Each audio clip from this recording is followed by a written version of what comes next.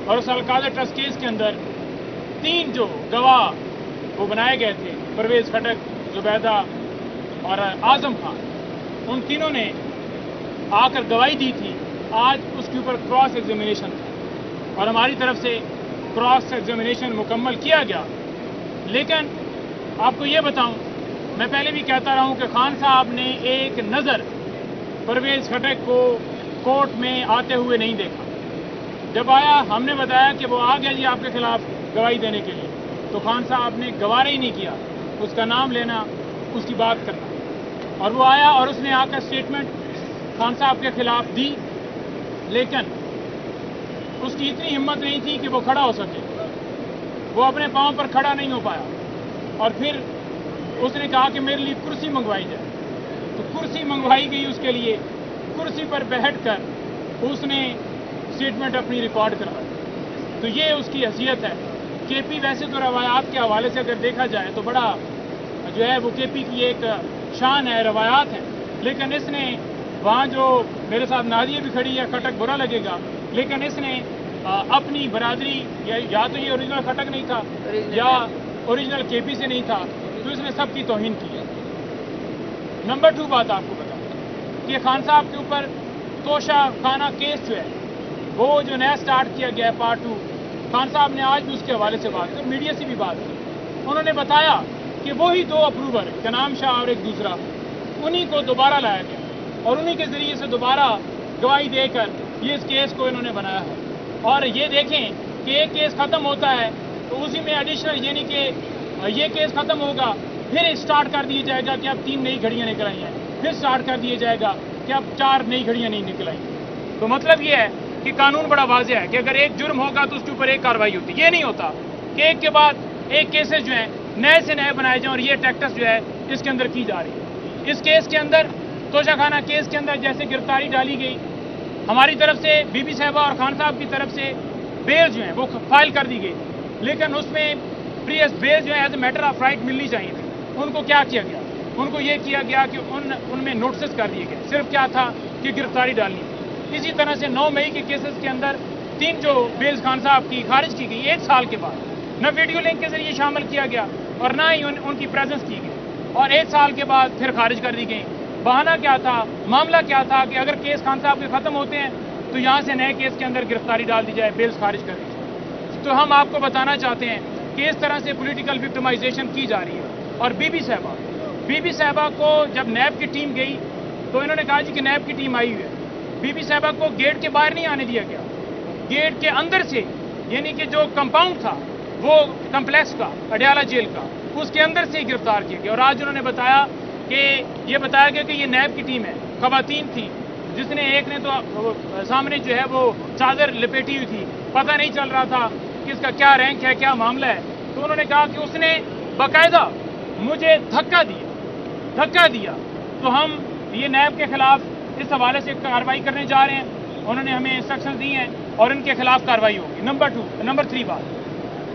3 बात यह है कि काजी फायजी साहब उनके खिलाफ रेफरेंस फाइल कर रहे हैं।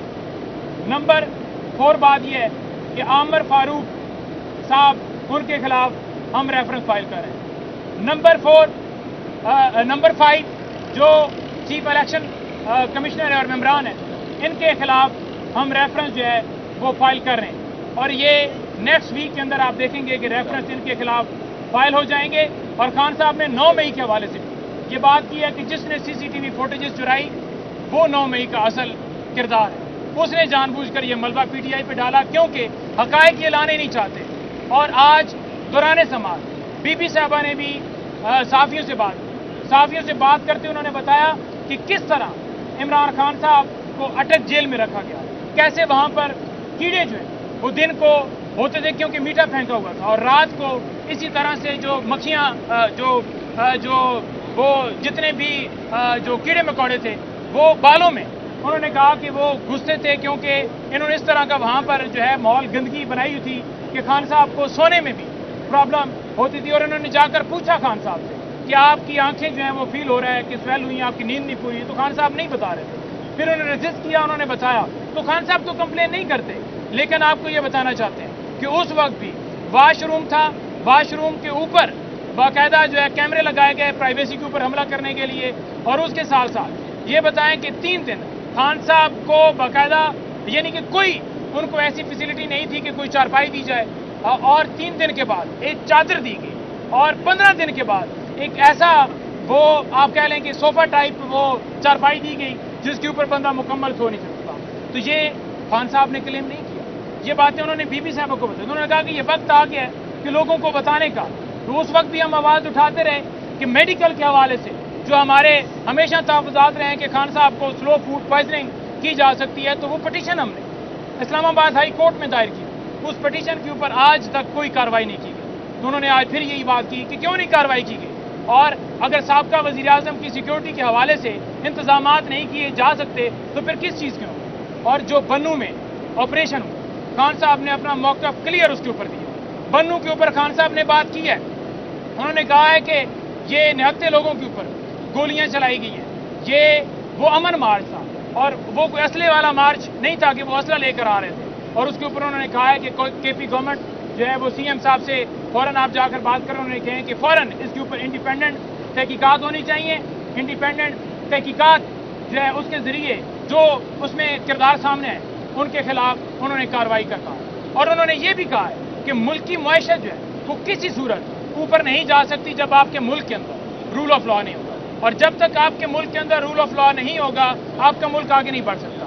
تو انہوں نے یہ بھی بتایا ہے کہ جو فارم 47 والے بیٹھے ہوئے یہ کسی صورت نہیں چاہیں گے کہ ملک میں قانون کی بالادستی ہو، کیونکہ ان کے انٹرسٹ جو ہیں وہ دوسری طرف کھڑے ہیں، یہ کرپٹ لوگ ہیں، یہ مافیا ہیں۔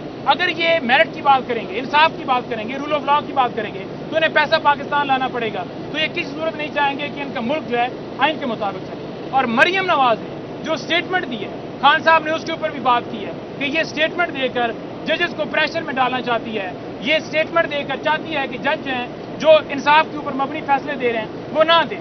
مسئلہ کیا ہے ان کو؟ مسئلہ یہ ہے کہ یہ چاہتے ہیں کہ مخصوص نشستیں جو ان کا حق ہی نہیں ہیں وہ ان کو دی جائیں، جو پی ٹی آئی کا حق تھی جو انہیں ملی تھی اس کے ذریعے وہ چاہتے ہیں کہ یہ سیٹیں واپس ہوں تاکہ آئینی ترمیم آئے، تاکہ کسی کی ایکسٹینشن ہو، کسی کے لیے کوئی نیا قانون۔ پہلے انہوں نے قوانین لے کر آئے، آپ نے دیکھا صدارتی آرڈیننس لے کر آئے، پھر ایکٹ لے کر آئے۔ یہ چاہتے ہیں کہ ریٹائر ججز جو ہیں وہ کیس ٹرائیبیونل کے سنیں تاکہ ان کی مرضی کے فیصلے کیے جائیں۔ تو خان صاحب نے اس بات کو بڑا اپریشیٹ کیا ہے کہ عدلیہ جو ہے وہ کھڑی ہوئی ہے، اور عدلیہ حق اور سچ کے اوپر مبنی، یہ نہیں ہے کہ کوئی پی ٹی آئی کی فیور ہے۔ انہوں نے کہا ہے کہ یہ انصاف فراہم کریں، یہ قانون کے اوپر جو ہے وہ فیصلے دے رہے ہیں۔ اور میں آپ کو یہ بھی بتانا چاہوں کہ خان صاحب اوورسیز کے حوالے سے بہت زیادہ کنسرن تھے۔ انہوں نے کہا کہ یہ کیوں سٹیٹمنٹس دی جا رہی ہیں کہ ان کے پاسپورٹ جو ہیں وہ بلاک کیے جائیں، وہ پاکستانی جو ہم باہر سے وہ ہمیں پیسہ بھیجتے ہیں اور ہماری معیشت کے اندر ان کا بڑا حصہ ہے، اگر آج وہ پیسہ نہ بھیجیں تو ہماری معیشت جہاں پر آج کھڑی ہے بالکل وہ لیپس کر جائے۔ لیکن انہوں نے کہا کہ اس طرح کے بیانات دینا کہ وہ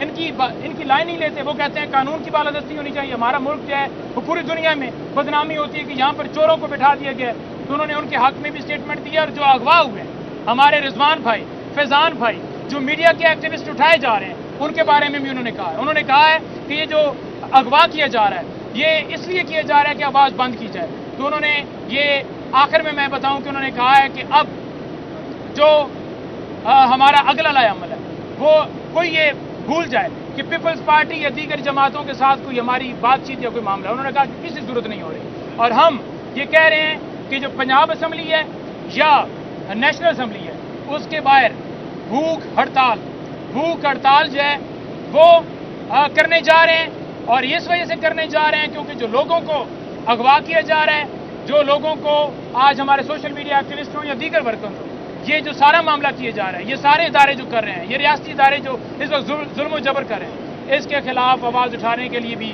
خان صاحب نے خاص طور پر کہا ہے کہ آپ آواز اٹھائیں، پٹیشنز بھی دائر کریں، پٹیشنز آلریڈی دائر بھی کی ہوئی ہیں، ان میں سی ایم میں بھی فائل کریں گے، تو سارا ہم پروسیس جو ہے قانونی بھی اڈاپٹ کریں گے اور سیاسی جنگ بھی جاری رہے گی، اور انشاءاللہ تعالی قانون کی، آئین کی فتح ہوگی۔ کوئی سوال ہے تو آپ پوچھیے۔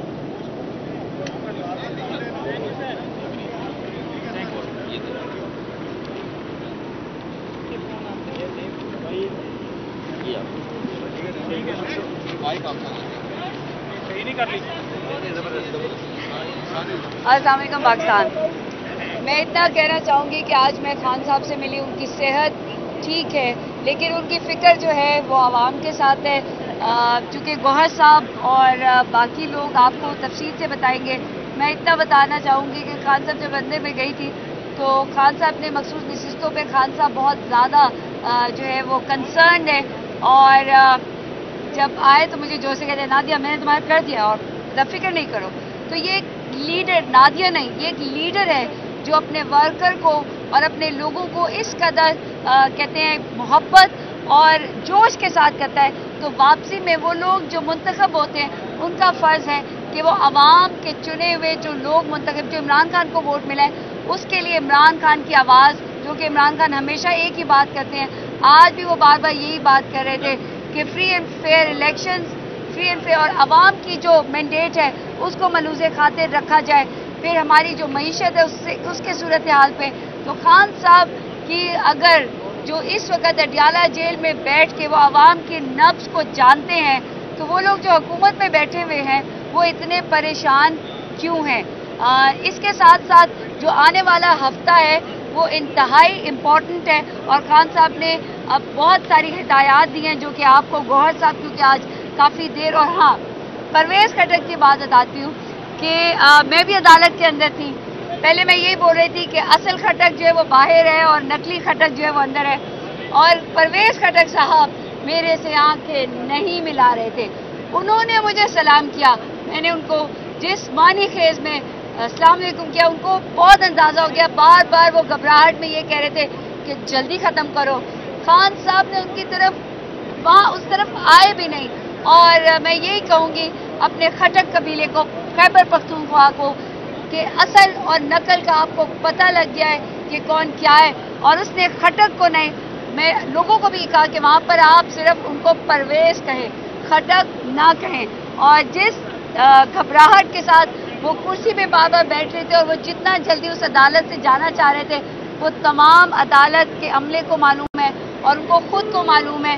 اور جس کہتے ہیں آج ان کی جو پیشانی ہے وہ شرمندگی سے زیادہ کچھ بھی نہیں ہے، کیونکہ یہ ہم خیبر پختونخوا کے لیے ایک کہتے ہیں نا کہ سوال ہے کہ کیا اس قسم کے لوگ، اور میں حیران اس بات پہ ہوں کہ خان نے آپ کو اتنی زیادہ عزت دی، آپ کو اتنا مرتبہ دیا، اور آپ نے واپسی پہ آ کے جو کیا تو آپ کو یہ کہیں گے کہ آپ نے سیاست کے لیے اور آپ نے اپنے لیے خود جو ہے اپنے آپ کو سیاست سے ختم کیا، اور آپ کو یہی کہیں گے کہ سیاست میں آپ کا ان للہ و انا الیہ راجعون.